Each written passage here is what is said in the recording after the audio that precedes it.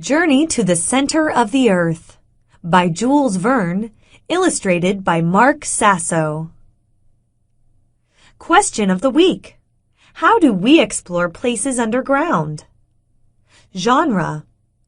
A novel is an extended work of fiction that contains story elements such as plot and setting. As you read this excerpt, notice how the author creates the setting using sensory language. In 1864, when this story was written, people did not know what the center of the earth was made of. One science fiction writer, Jules Verne, imagined what it might be like. In Verne's story, Professor von Hardwigg discovers a crater in Finland that leads to the very center of the earth and sets out with his nephew Harry and a guide, Hans, to explore it. They descend many miles downward. Finally, they reach a deep ocean and decide to explore it on a raft. Young Harry keeps a diary of their adventures. Tuesday, August 20th. At last it is evening, the time of day when we feel a great need to sleep. Of course, in this continuing light, there is no night, but we are very tired. Hans remains at the rudder, his eyes never closed. I don't know when he sleeps, but I find I am dozing myself. And then, an awful shock. The raft seems to have struck some hidden rock. It is lifted right out of the water and even seems to be thrown some distance. "Ah!" cries my uncle. "What's happening?" And Hans raises his hand and points to where, about 200 yards away, a great black mass is heaving. Then I know my worst fears have been realized. "It's some monster!" I cry. "Yes," cries the professor, "and over there is a huge sea lizard. And beyond it, a crocodile. But whoever saw such a crocodile, such hideous jaws, such terrible teeth? And a whale," the professor shouts. "See those enormous fins, and see how it blows air and water." And indeed, 2 columns of water rise from the surface of the sea as he speaks, reaching an immense height before they fall back into the sea with an enormous crash.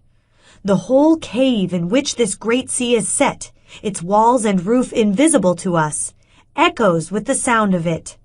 We are at the center of the most tremendous uproar, and then we see, and how tiny we feel, that we are in the middle of a great circle of these creatures. Here a turtle, 40 feet wide. Here a serpent even longer, its ghastly head peering out of the water. Wherever we look, there are more of them. Great teeth, frightful eyes, great coiling bodies. They are everywhere.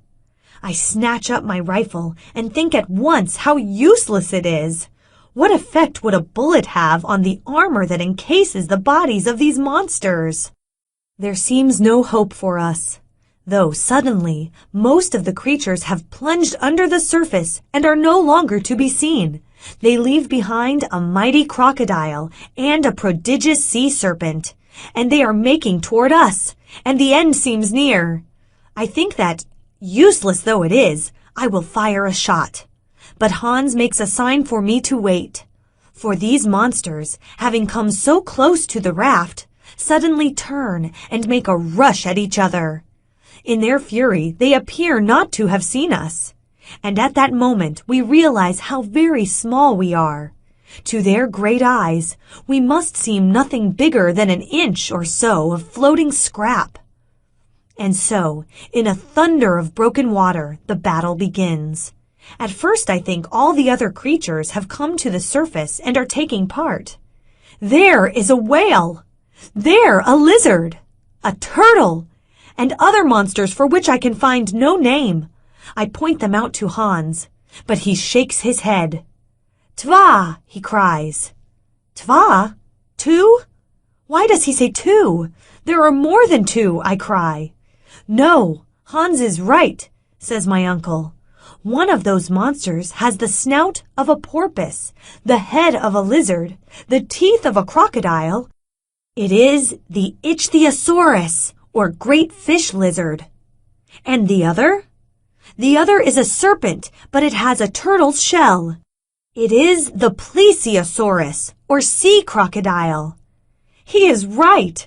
There seem to be half a dozen monsters or more, but the truth is, there are only two. And ours are the first human eyes ever to look at these great primitive reptiles. I am amazed by the flaming red eyes of the ichthyosaurus, each bigger than a man's head. Those eyes, I know, are of enormous strength, since they have to resist the pressure of water at the very bottom of the ocean. The creature is 100 feet long at least, and when I see his tail rise out of the water, angrily flicked like the hugest whip you could imagine, I can guess at his width. His jaw is larger than I'd ever dreamed a jaw could be, and I remembered that naturalists have said the jaw of the ichthyosaurus must have contained at least 182 teeth. They were making their calculations, of course, from the fossilized bones of creatures they imagined had been extinct for millions of years. Now I and Hans and the professor are gazing from our tiny raft at a living ichthyosaurus rising from an ocean deep inside the earth. The other creature is the mighty plesiosaurus, a serpent with a trunk like an immensely long cylinder, and a short, thick tail and fins like the banks of oars in a Roman galley. Its body is enclosed in a shell, and its neck, flexible as a swan's, rises 30 feet above the surface of the sea. No other human being has ever seen such a combat. They raise mountains of water, and time and again the raft seems about to be upset. Time and again we imagine we are drowned. The creatures hiss at each other, and the hissing is worse than the sound of the wildest winds you can imagine, all blowing together. Then they seize each other in a terrible grip, giant wrestlers, and then break away again. And again comes the great hissing, the furious disturbance of the water. And in the middle of it all, how tiny we are! We crouch on the raft, expecting that any moment it will be overturned and we shall drown in that wildly disturbed sea, hundreds of miles below the surface of the earth, far, far from the sky, trees, the blessed fresh air. And then, suddenly, Ichthyosaurus and Plesiosaurus disappear together under the waves. Their going down, in one enormous plunge, draws the sea down with them, as if a great hole had been made in the water, and we are nearly dragged down with them. For a while, there is silence. The water grows calmer, and then, not far from the raft, an enormous shape appears. It is the head of the Plesiosaurus. The monster is mortally wounded. All we can make out is its neck, a serpent's. It is twisted and coiled in the agonies of death. With it the creature strikes the water as if with some great whip. Then it wriggles, as some vast worm might do, cut in two. Every dreadful movement stirs the sea violently, and we are nearly blinded as the tormented water sweeps over the raft. But bit by bit, the great writhings die down, and at last the Plesiosaurus lies dead on the surface.